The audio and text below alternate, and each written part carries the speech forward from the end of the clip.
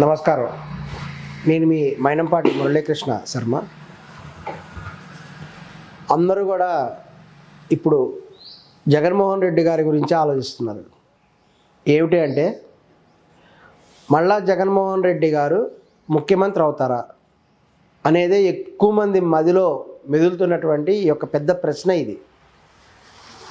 దీనికి గనక మనం చాలా జాగ్రత్తగా గమనిస్తే, జ్యోతిష శాస్త్ర ప్రకారం చూసుకుంటే, ఇక జగన్మోహన్ రెడ్డి గారికి సంబంధించినటువంటి ఈ యొక్క జాతక పరిశీలన ఇవన్నీ కూడా చేస్తే, జగన్మోహన్ రెడ్డి గారు తప్పనిసరిగా మరలా ముఖ్యమంత్రి అవుతారు.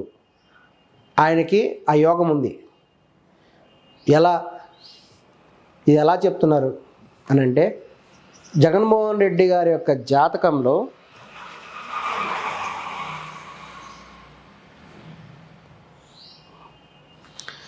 ఈ యొక్క బ్రహ్మ యోగం అనేటువంటిది ఉంది, గజేంద్ర యోగం, కొన్ని యోగాలు ఉంటాయి.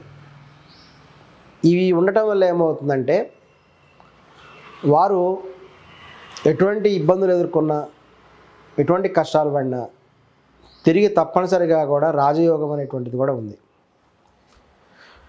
బయట చూస్తుంటాం, చాలామంది కూడా ముఖ్యమంత్రి అవ్వాలని, ప్రధానమంత్రి అవ్వాలని విపరీతంగా ప్రయత్నం చేస్తుంటారు. ఈవెన్ మెగాస్టార్ చిరంజీవి గారి గురించి కూడా మనం చూస్తాం కదా, ఆయన చాలా ప్రయత్నం చేశారు ముఖ్యమంత్రి కావాలని. ఇంకా తమిళనాడులో కమల్ హాసన్ గారు చాలామంది ప్రయత్నాలు చేశారు. ఎంతమంది ఎన్ని ప్రయత్నాలు చేసినా ముఖ్యమంత్రి అనేటువంటిది అవ్వాలంటే ఒక రాజయోగం అనేది ఉండాలి. ఆ రాజయోగం అనేది జగన్మోహన్ రెడ్డి గారిలో ఉంది. మనం గమనించినట్లయితే ఈవెన్ చంద్రబాబు నాయుడు గారిలో కూడా ఇదివరకు యోగం ఉంది ఆయనకి. ఆయన తోడల్లుడు ఉంటే, తోడల్లుడు కాకుండా చంద్రబాబు నాయుడు గారు ముఖ్యమంత్రి అయ్యారంటే ఆయనకు కూడా యోగం ఉంది.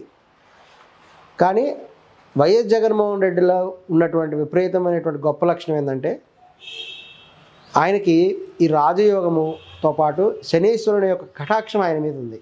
ఇది ఈయన దగ్గర ఉన్నటువంటి ప్రత్యేకమైనటువంటి అంశం. మీరు జాగ్రత్తగా గమనిస్తే, శనీశ్వర ప్రభావం వల్ల కొన్ని ఇబ్బందులు ఎదుర్కొంటారు చాలామంది కూడా. కానీ ఈ శనీశ్వరం అనేటువంటి ప్రభావము పితృస్థానంలో ఉన్నది జగన్మోహన్ రెడ్డి గారికి ఉండటం వల్ల ఆయనకి తన తండ్రి దగ్గర నుంచి కూడా ఈ యొక్క వారసత్వంగా కొన్ని లక్షణాలు వస్తాయి. మన వైఎస్ రాజశేఖర రెడ్డి గారిని గమనించినట్లయితే, ఆయన కాంగ్రెస్ పార్టీలో ఒక మామూలు ఎమ్మెల్యే స్థాయిలో ఆయన జాయిన్ అయ్యి కంటిన్యూగా ఎమ్మెల్యే కూడా ఎలక్ట్ అవుతూ ఒక మహాసముద్రం అంటే ఆ కాంగ్రెస్ పార్టీలో ఆయన తన ఇండివిజువాలిటీ చూపించుకొని తన యొక్క కృషితో పేదలకు సేవ చేసి మొదనంతరం ఆయన ముఖ్యమంత్రి అయ్యారు. ముఖ్యమంత్రి ప్రజల యొక్క ఆదరణని విపరీతంగా కూడా ఆయన పెంచుకోవడం జరిగింది. అదేవిధంగా ఆయన యొక్క ఆశీస్సులతో ఈ యొక్క జగన్మోహన్ రెడ్డి గారికి కూడా అవే లక్షణాలు కూడా వచ్చినాయి. తద్వారా కూడా ఆయన చూడండి, ఆయన ప్రవేశపెట్టినటువంటి పథకాలు ప్రజలకి ఎంతో మేలు కలిగించేటువంటి పథకాలు ఆయన ప్రవేశపెట్టాడు. సాధారణంగా మనం గమనిస్తే రాజకీయాల్లో చూస్తుంటాం, కరప్షన్ అనేది ఎక్కువ ఉంటుంది. ఇదివరకు రాజీవ్ గాంధీ వంటి వారు చెప్పారు, ₹1 కనుక ప్రభుత్వం విడుదల చేస్తుంది, వీళ్ళ దగ్గరికి వచ్చి ప్రజల దగ్గరికి వచ్చినప్పటికీ ఒక పావలా కానీ కొన్ని సందర్భాల్లో 5 పైసలే వస్తుంది. అంత తక్కువ అమౌంట్ వస్తుంది. మధ్యలో చాలా అమౌంట్ కూడా కరిగిపోతుంది. ఒక ఐసు గడ్డలాగా ఒక పెద్ద ఐసు ముక్క చేతికిస్తే అది అనేక చేతులు మారి కింద స్థాయికి అసలు బెనిఫిట్ ఆఫ్ దగ్గరికి వచ్చినప్పుడు చాలా చిన్న ఐసు ముక్క మిగులుతుంది. అదేవిధంగా ఈ యొక్క పథకాల ద్వారా నిజమైన పేదవాళ్ళు కూడా సరైన బెనిఫిట్లు పొందలేకపోయేవాళ్ళు. ఇదంతా కూడా గమనించేటువంటి వైఎస్ జగన్మోహన్ రెడ్డి గారు ప్రజలకి, నిజమైనటువంటి పేదవాళ్ళకి న్యాయం చేయాలి, నిజమైనటువంటి అవసరార్థి అయినటువంటి వారికి సహాయం చేయాలనే ఉద్దేశంతో ఈ యొక్క పథకాల్లో అవినీతి అనేది వీలైనంత వరకు కూడా తగ్గించి, అవకాశం కూడా లేకుండా ప్రజలకి బెనిఫిట్ కలిగే విధంగా ఆయన ఎన్నో పథకాలు కూడా ప్రవేశపెట్టారు. వీటి మీద ఆయన కొంతమంది విమర్శించారు, కేవలం బటన్ ముఖ్యమంత్రి అని. ఆయన బటన్ కూడా నొక్కడం ద్వారానే ఈ యొక్క మనీ అనేటువంటిది ప్రభుత్వ ఖజానా నుంచి డైరెక్ట్గా ఆ యొక్క బెనిఫిట్ దారి యొక్క దాంట్లో వెళ్ళిపోయేది అకౌంట్లోకి. ఎంతోమంది రైతులు చాలా అభివృద్ధి చెందారు ఆ యొక్క ధనం వల్ల.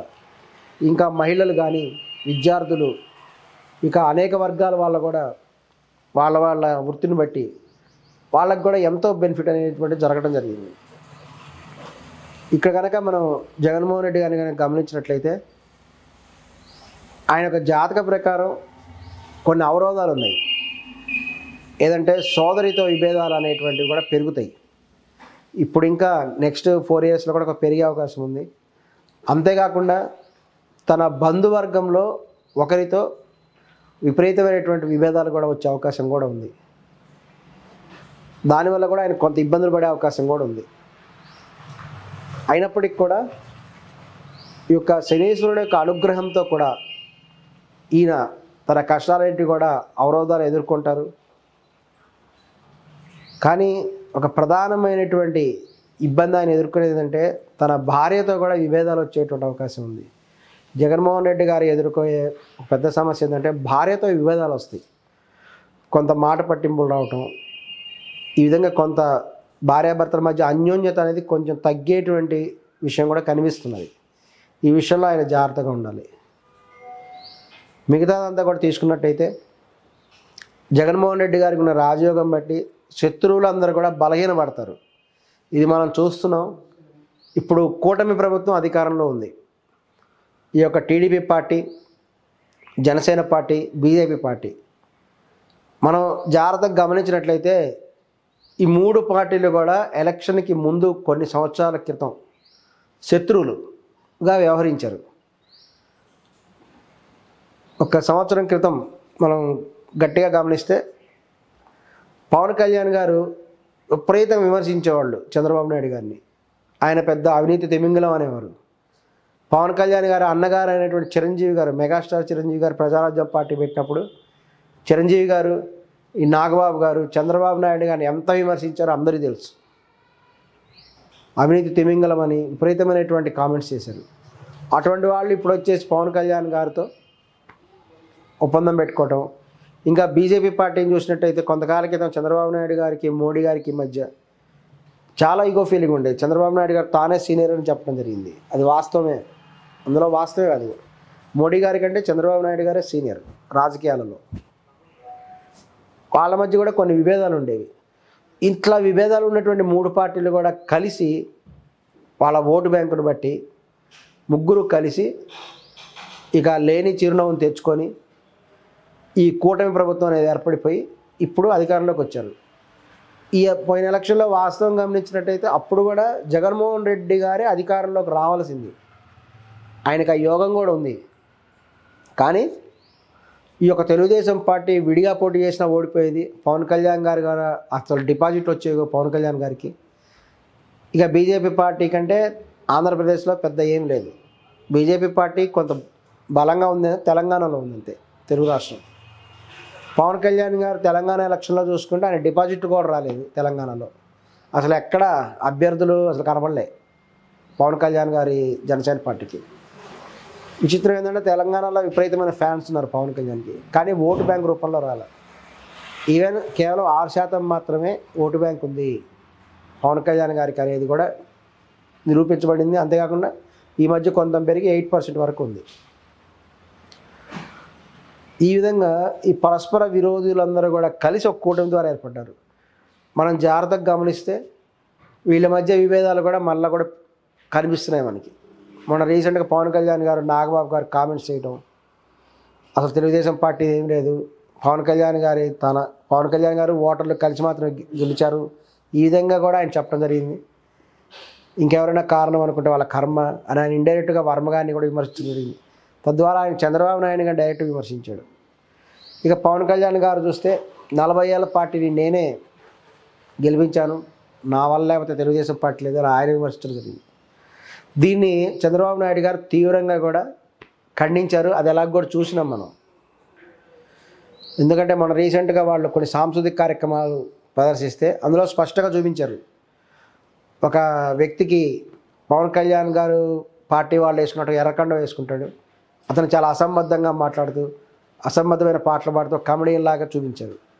అంటే పవన్ కళ్యాణ్ పార్టీ, జనసేన పార్టీ నాయకులకి, కార్యకర్తలకు కూడా ఏం తెలియదు, వాళ్ళు వెరివాగులోని తెలుగుదేశం పార్టీ వాళ్ళు చూపించడం జరిగింది. ఈ విధంగా కూడా శత్రువులందరూ కూడా క్రమక్రమంగా కూడా బలహీనపడి వచ్చే 2-3 సంవత్సరాల వాళ్ళ మధ్య విభేదాలు పెరిగే అవకాశం ఉంది. తద్వారా కూడా ఆల్రెడీ 40% ఓటు బ్యాంక్ ఉన్న జగన్మోహన్ రెడ్డి గారికి క్రమంగా ఓటు బ్యాంక్ కూడా పెరుగుతున్నది. ఇది అందరూ కూడా గమనిస్తున్నారు. ఎందుకంటే కూటమి ప్రభుత్వం అధికారంలోకి వచ్చిన తర్వాత వాళ్ళు చెప్పినంత హామీలను అమలు చేయలేకపోతున్నారు. ఎందుకు చేయలేకపోతున్నారంటే తగినటువంటి ఫండ్స్ లేవు. సెంట్రల్ గవర్నమెంట్ కూడా తగినటువంటి అమౌంట్ ఇవ్వట్లేదు. సో చేయలేని వాగ్దానాలు చేశారు అనేటువంటి అభిప్రాయం ప్రజల్లో కలుగుతున్నది. ఈవెన్ చంద్రబాబు నాయుడు గారు తన అనుభవంతో ఎంత ప్రయత్నం చేసినా కానీ వాస్తవానికి 100% కూడా ఆ పథకాలు అమలు జరగలేదు అనేటువంటిది బహిరంగ సత్యం. ఇది దీని ప్రభావం వల్ల క్రమక్రమంగా కూడా జగన్మోహన్ రెడ్డి గారి యొక్క బలం పెరుగుతున్నది. గ్రహాలన్నీ కూడా ఆయనకు అనుకూలంగా వస్తున్నాయి. అనుకూల స్థితి రావటం వల్ల వచ్చే ఎలక్షన్లో ఖచ్చితంగా జగన్మోహన్ రెడ్డి గారు గెలిచే అవకాశం ఎక్కువ ఉంది. ఇది వాస్తవం. ఈవెన్ పవన్ కళ్యాణ్ గారు బహుశా సెంట్రల్ గవర్నమెంట్కి వెళ్ళిపోవచ్చు, సెంట్రల్ మినిస్టర్ అయ్యే అవకాశం ఆయనకు ఉంది. ఆయనది వేరే అంశం. ఏమైనా సరే ఈసారి జగన్మోహన్ రెడ్డి గారికి రాజయోగం అనేది గ్యారంటీ. తప్పనిసరిగా కూడా నెక్స్ట్ ఎలక్షన్లో వైఎస్ఆర్ కాంగ్రెస్ పార్టీ అధికారంలోకి వస్తుంది. వైఎస్ జగన్మోహన్ రెడ్డి గారు ముఖ్యమంత్రిగా మరలా కూడా ప్రమాణ స్వీకారం చేయబోతున్నారు. దీనివల్ల ఏంటంటే ఇప్పుడు ఈ రెడ్ బుక్ రాజ్యాంగం ద్వారా అనేక మందిని అరెస్ట్ చేయడం జరుగుతున్నది వైఎస్ఆర్ కాంగ్రెస్ పార్టీ వాళ్ళని. మళ్ళా వైఎస్ఆర్ కాంగ్రెస్ పార్టీ వాళ్ళ అధికారంలో వస్తే వీళ్ళకి ఎఫెక్ట్ అయ్యే అవకాశం ఉంది. కాబట్టి లోకేష్ గారు ఈ విషయంలో కొంచెం జాగ్రత్తగా ఉంటే మంచిది. ఎందుకంటే మళ్ళీ ఫ్యూచర్లో వైఎస్ జగన్మోహన్ రెడ్డి గారు అధికారంలోకి వచ్చారంటే, వైఎస్ఆర్ కాంగ్రెస్ పార్టీ అధికారంలోకి ఉంటే మళ్ళీ తెలుగుదేశం నాయకుడిని కూడా అరెస్ట్ అయ్యే అవకాశం ఉంది. ఈ విషయంలో కూడా జాగ్రత్తగా ఉండాలి. వాళ్ళు చాలామంది కంట్రోల్గానే ఉన్నారు, విపరీతమైన వ్యాఖ్యలు ఎవరు చేయట్లేదు తెలుగుదేశం పార్టీ వాళ్ళు. అయినా ఇంకా కొంచెం జాగ్రత్తగా ఉండి వీలైనంత వరకు శత్రుత్వం ఇంకా పెంచుకోకుండా ఉంటే లోకేష్ గారికి మంచిది. ఎందుకంటే అధిక శాతం కూడా నెక్స్ట్ ఎలక్షన్లో జగన్మోహన్ రెడ్డి గారే అధికారంలోకి వచ్చే అవకాశం ఎక్కువగా కనిపిస్తున్నది. ఇది గమనించాలి. ఇంకొకటి ఏంటంటే ఒక ప్రముఖ రాజకీయ నాయకుడు మరణిస్తాడు అని కూడా ఉంది. అది పేర్లు చెప్పడం భావ్యం కాదు కాబట్టి చెప్పట్లేదు. ఒక ప్రముఖ రాజకీయ నాయకుడు అయితే ఖచ్చితంగా మరణిస్తాడు, ప్రసిద్ధ నాయకుడు. దాని ద్వారా కూడా కొన్ని పార్టీలు బలహీనపడే అవకాశం ఉంది. ఇట్లా ఏ రకంగా చూసుకున్నా సరే నెక్స్ట్ ఎలక్షన్లలో జగన్మోహన్ రెడ్డి గారు అధికారంలో రావడానికే అవకాశం ఎక్కువగా ఉంది. ఇది వాస్తవం.